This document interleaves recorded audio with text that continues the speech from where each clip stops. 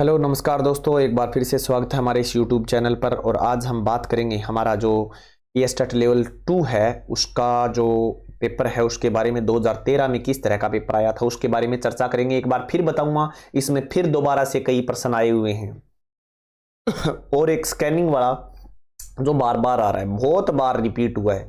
यानी मैंने लगभग 7 से 8 9 पेपर करवाए हैं, उनमें 6 बार वो आ गया। और 2023 के पेपर में भी आप देख ले आया है या नहीं, मैंने वो करवा रखा है। 2013 का करने वाला है पेडागोजी का ये चैप्टर, तो देखते हैं। चलिए, पहला क्वेश्चन हमारे सामने क्या है। पहले क्वेश्चन के अंदर आप देखते हैं कि डिफेरिंग साइलेंस इज, ये क्या होता है। यानी यहां पर आंसर तो आप देख रहे हैं ऑक्सीमोरन होता है, लेकिन ये होता क्या है। देखो, आप किसी के साथ कुछ चीजें अपेक्षा कर रहे हैं कि यह इंसान बोलेगा और वो क्या रह जाए, मौन रह जाए, तो उसको क्या कहते हैं, ऑक्सीमोरन। ये ऑक्सीमोरन ऐसे आपको नहीं समझ में आए तो दो जो शब्द हैं उसके अंदर अर्थ विपरीत निकल जाए, जिसे हम कहते हैं ना एंटोनिम, इस तरह से।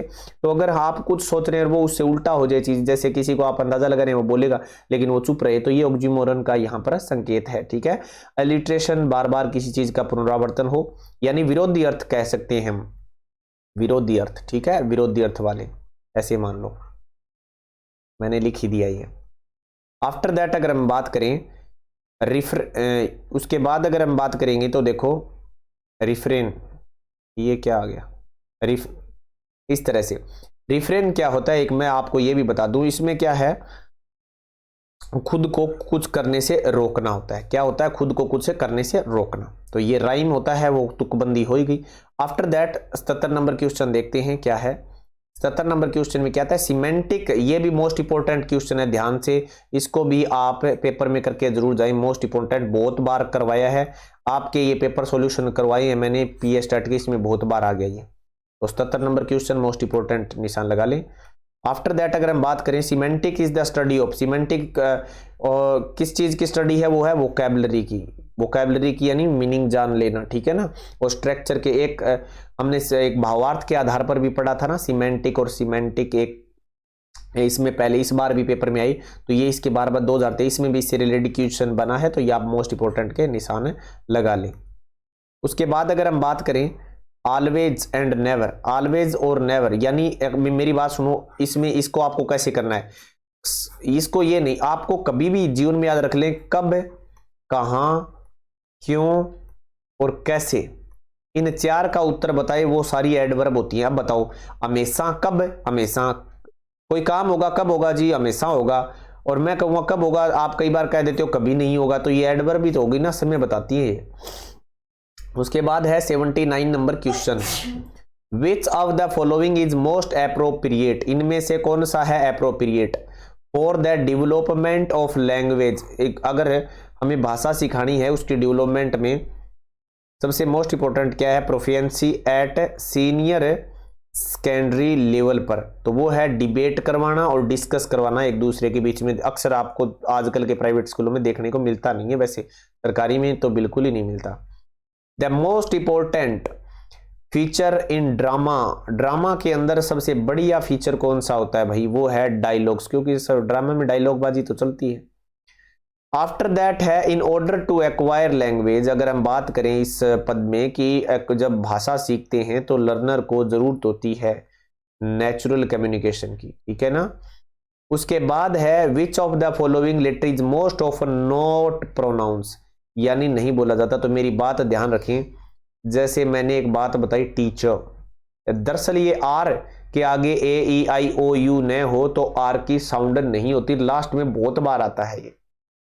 इसकी साउंड क्या होती है, ए होती है, हम बोलते हैं रे, टीचर नहीं होता टीचर। तो इसी कारण है आर एकमात्र ऐसा लेटर है जो बहुत, वो बाकी के मुकाबले बहुत कम प्रोनाउंस होता है। How do the children learn the language, यानी how do the children learn the language, किस तरह से बच्चे सीखते हैं भाषा को। An understanding of this fact will be mostly used in, तो देखते हैं इसका आंसर क्या होगा। Deciding the homework of language, बिल्कुल ऐसा नहीं है। Making the teaching method of language more effective, देखो मेकिंग बनाकर टीचिंग मेथड को बढ़िया जो टीचर है वो टीचिंग मेथड बनाएगा, अपने यूज करेगा और फिर उसको इफेक्टिव तरीके से जब यूज करेगा तो बच्चे इस चीज को ग्रैब करेंगे। आफ्टर दैट है 84 नंबर क्वेश्चन। 84 नंबर क्वेश्चन क्या कहता है, when evaluating creative writing the most important feature to keep in mind. तो जब हम इवेल्युएट करते हैं राइटिंग स्किल के बारे में तो उसमें से ऐसा कौन सा फीचर है जो हमें दिमाग में ध्यान में रखना चाहिए, वो क्या है, इमेजिनेशन एंड कोहेरेंस। नहीं, ऐसा कुछ नहीं है। इमेजिनेशंस और क्रिएटिविटी, इमेजिनेशन तो होती है लेकिन क्रिएटिविटी उसमें नहीं होती। हमें क्या रखना ध्यान में, इमेजिनेशंस एंड यूनिटी, ये बात ध्यान रखें।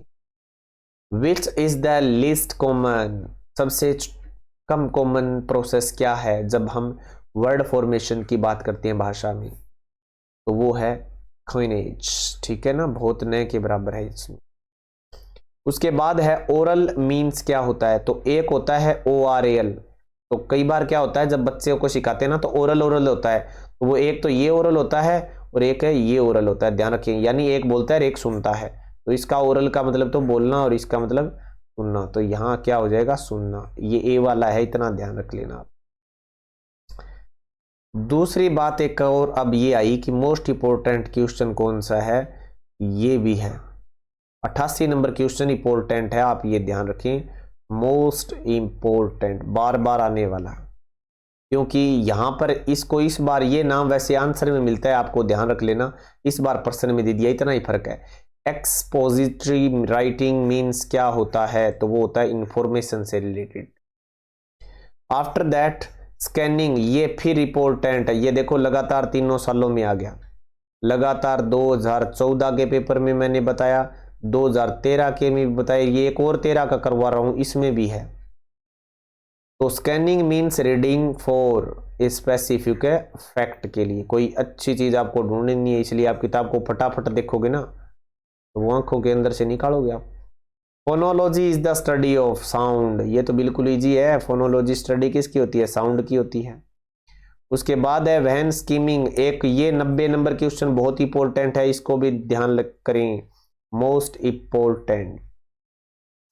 स्कीमिंग ये भी बार बार आता है। अराइविंग एट द गेस्ट, यानी इसका अर्थ क्या, जिस्ट है ये, सॉरी, यानी कोई सार है उसके अंश तक है पहुंचना, जिसे हम सारांश कहते हैं ना, उसके अंश तक है पहुंचना, तो ये स्कीमिंग कहलाता है। आशा करता हूं आपको ये जानकारी अच्छी लगी। एक बार फिर से हम मिलते हैं किसी नई वीडियो के साथ। धन्यवाद, तब तक के लिए थैंक यू।